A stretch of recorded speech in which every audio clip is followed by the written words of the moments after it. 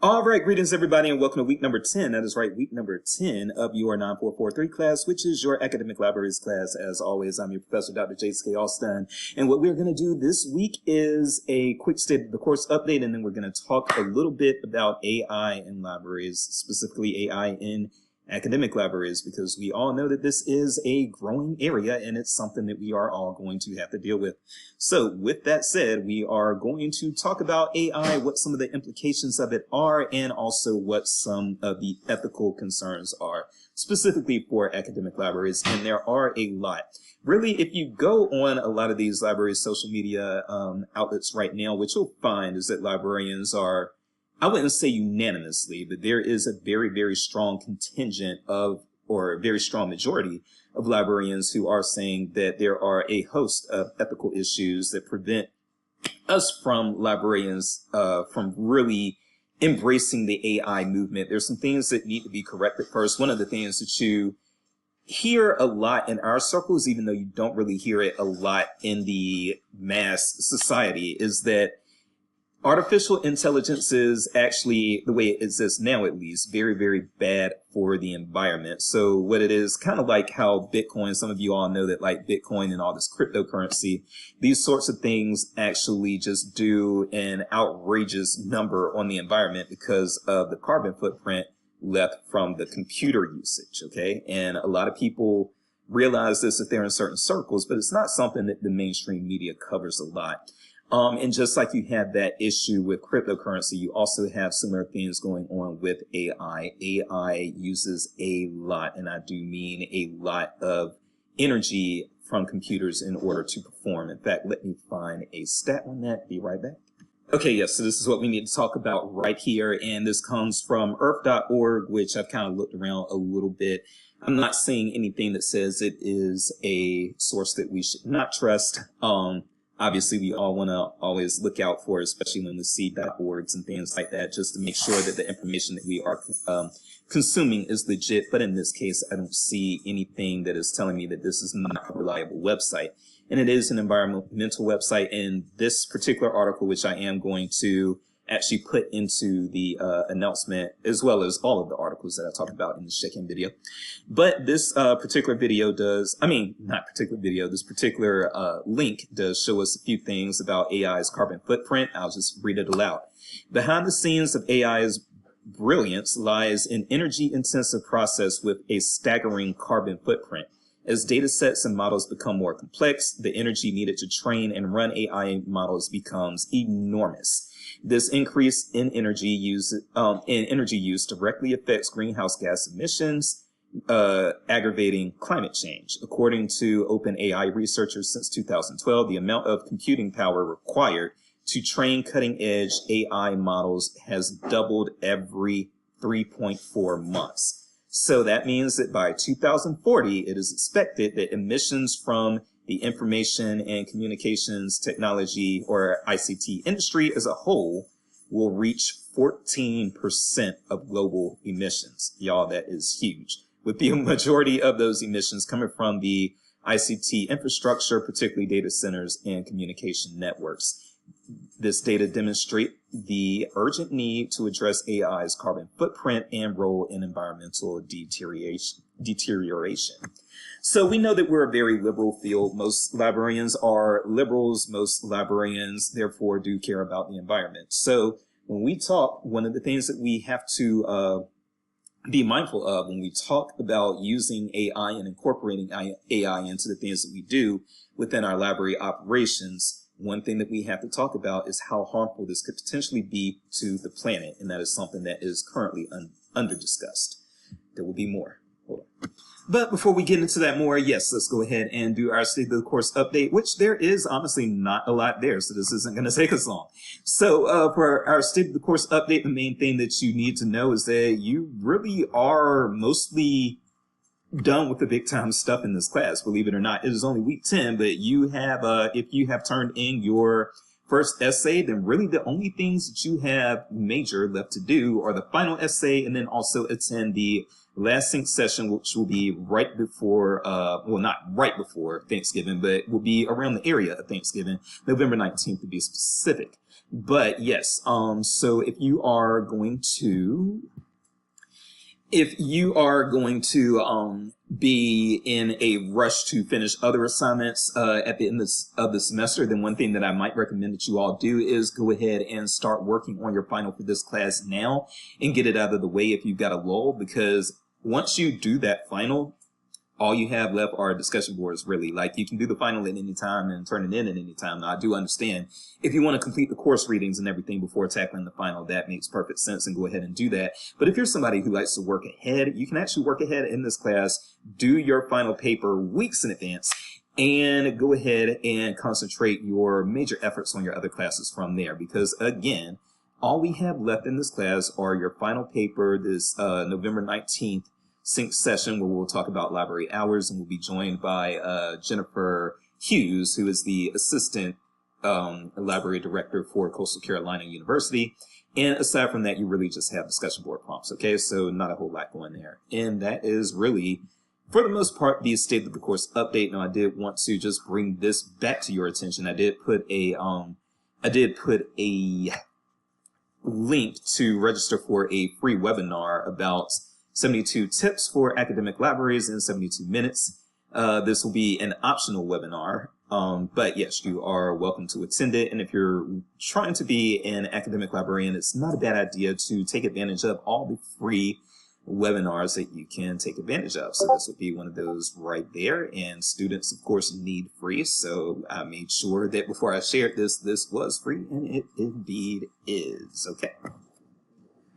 Okay, so my employer, in their infinite wisdom, just sent me a message just now at 10:43 p.m. Central Time. They sent me a message saying they're going to restart my computer at 10:57 Central Time in 13 minutes so that they can install updates on my computer. So I have to cut this video short so that the university can install updates on my computer that they didn't warn me about, and they know good and well that people record stuff at night.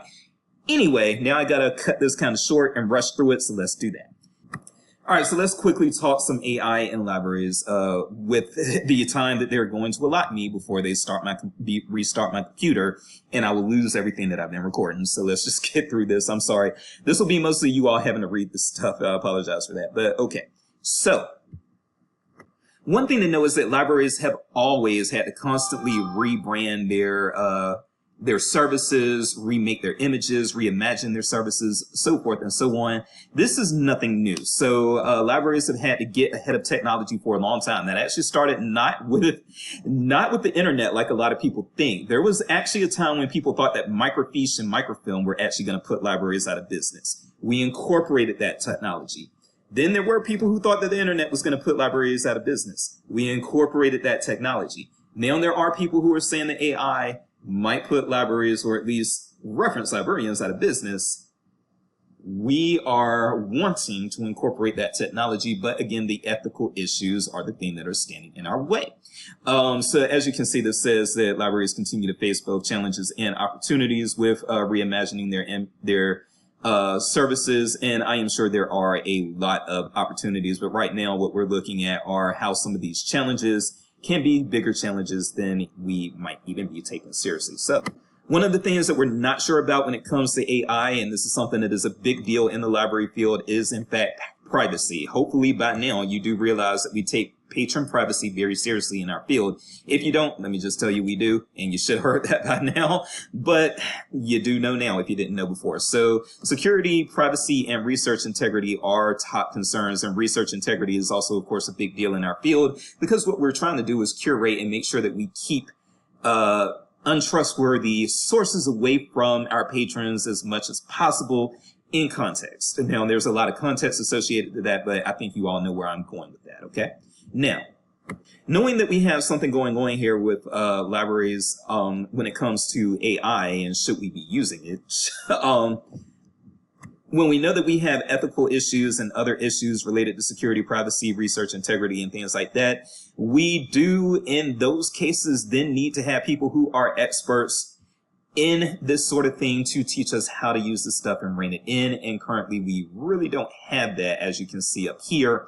From these survey results, there is really not a lot of training available to librarians, especially on-site training available to librarians when it comes to AI. That's probably going to change in the next 3 to 5 years, but we are where we are right now, okay?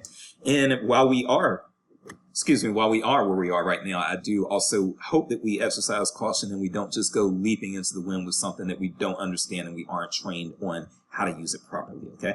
Just for the sake of time, I'm going to skip number 2 and I'm going to go to number 3 here and just say that to me, this is an interesting quote. Over the next 5 years, research librarians will leverage technologies, including AI, to improve access to information while maintaining a strong focus on user support, ethical practices, and community engagement. So I do think that actually AI can be something that actually lowers engagement. It just depends also on what the AI is being trained to do and what it is leading patrons to do, okay? And yes, we can say that over the next 5 years, we are hoping that research librarians will leverage these technologies to improve access to information. But first things first, in order to do that, you really do need to have training on how to do that. And again, we don't have the resources and the know-how in this field right now to provide that type of training, okay? So the first thing that we're going to have to do is somehow we're going to have to get librarians, actually, people who know AI, know how to use AI, understand it, understand how to train it. We need to get some of those people into the library field out of wherever they're trying to make tons of money in Silicon Valley. We got to bring them back to the library field or bring them to the library field so that we can rein this stuff in. I am very, very concerned about us trying to leverage AI without being trained on what it is capable of. Okay. Okay, and I'm actually going to scroll down further because, again, this is something that you all are going to see in your course announcement itself to link to, so if you want to read further, you can. But yes, I do want to just kind of leave this article on this quote, which is a notable observation is that in an AI future, the role of the human, the librarian, will remain key. By addressing the challenges and leveraging the opportunities presented by AI, librarians can continue to play a central role in advancing education, research, and community engagement. But this is the kicker right here. The role of the human, the librarian, will remain key. And regardless of how good AI gets, I do think that there are going to be a lot of people who still prefer people. Okay.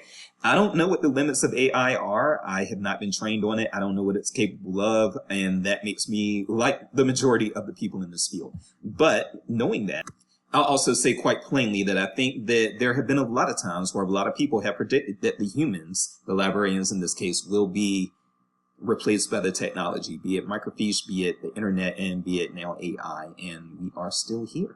And I think that there will always be a role for the human librarian in this field. But there are, again, some reimaginings that need to take place in order for that to happen. Okay. All right, so let's go ahead and get into this article from Inside Higher Ed that came out much earlier in this year. This article here is fairly recent. This one came out in October 14th, just a few days ago. But this one came out in January, so it's been out for a few months. But it is talking about university librarians see urgent need for AI ethics. Some interesting facts that come out here. Roughly half of U.S. librarians surveyed said they had a moderate understanding of AI concepts and principles. According to a study that was released earlier, about 1 in 5 said they had a slightly below moderate understanding, and roughly the same amount had a slightly above moderate understanding. Only 3% of respondents had a very high understanding. So that's the first thing. Why are we incorporating things into our services that only 3% of our people have a high understanding of? Again, I think that's dangerous. So, but I'll elaborate some other time or not at all. So nearly 75% of librarians surveyed said they agreed or strongly agreed that there was an urgent need to address ethical issues related to AI and a need for training.